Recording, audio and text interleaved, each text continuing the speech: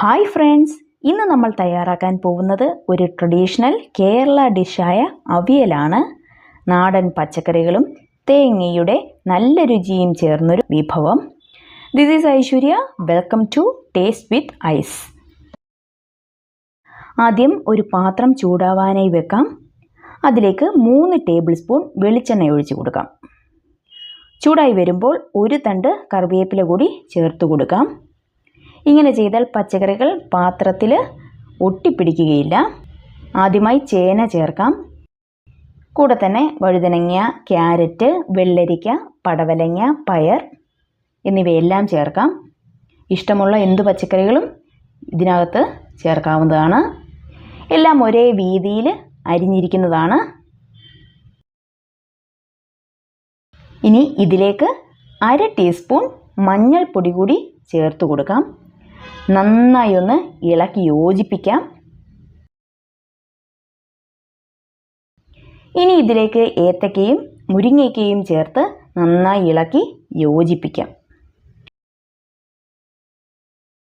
ഇനി ഇതൊരു 10 മിനിറ്റ് ചെറുതീയിൽ ആവിയിൽ വെന്തു വരണം. വെള്ളമൊന്നും ചേർക്കുന്നില്ല. ആവി വെള്ളം ഇറങ്ങി പച്ചക്കറികൾ നന്നായി വേവണം. എന്നാൽ മാത്രമേ അവിയലിൻ്റെ രുചി കിട്ടുകയുള്ളൂ. ഇനി ഇതിന് ആവശ്യമായ അരപ്പ് തയ്യാറാക്കാം. അതിനായി ഞാനിവിടെ എടുത്തിരിക്കുന്നത് 1 മുറി തേങ്ങ ചിരകിയത്, അതായത് 1 കപ്പ് തേങ്ങ, 2 പച്ചമുളക്, 1/2 ടീസ്പൂൺ ചെറിയ ജീരകം, കുറച്ച് കറിവേപ്പില. ഇത്രയും കൂടി മിക്സിയുടെ ജാറിലൊന്ന് ക്രഷ് ചെയ്താൽ മതി. അരഞ്ഞു പോകരുത്. ചെറുതായി ഒന്ന് ചതച്ച് മാറ്റി വയ്ക്കാം. ഈ സമയം അടച്ചു വെച്ചിരിക്കുന്ന പച്ചക്കറികൾ വെന്തോ എന്ന് നോക്കാം.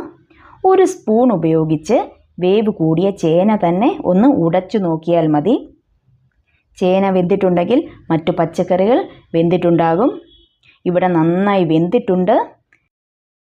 ഇതിലേക്ക് ചതച്ച തേങ്ങയും ആവശ്യത്തിന് ഉപ്പ് കൂടി ചേർത്തിളക്കാം. ഇനി ഇതെല്ലാം കൂടി നന്നായി അടച്ച് ഒരു 3 മിനിറ്റ് കൂടി വയ്ക്കാം. അപ്പോഴേക്കും തേങ്ങയുടെ അരപ്പ് വെന്ത് വന്നിട്ടുണ്ടാകും.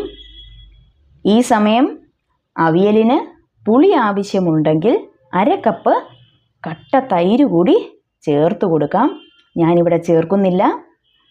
ഇനിയും ഫ്ലെയിം ഓഫ് ചെയ്യാം. ഇനി കുറച്ച് വെളിച്ചെണ്ണയും കറിവേപ്പിലയും ചേർത്ത് ഇളക്കി അടച്ച് ഒരു 2 മിനിറ്റ് കൂടി വയ്ക്കാം.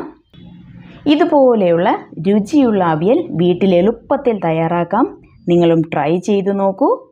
റെസിപ്പി ഇഷ്ടമായെങ്കിൽ ലൈക്ക് ചെയ്യൂ, കമൻ്റ് ഇടൂ, ഷെയർ ചെയ്യൂ. ചാനൽ സബ്സ്ക്രൈബ് ചെയ്യാനും മറക്കല്ലേ. വീണ്ടും കാണാം മറ്റൊരു രുചികരമായ വിഭവത്തോടൊപ്പം. അതുവരെ ബൈ.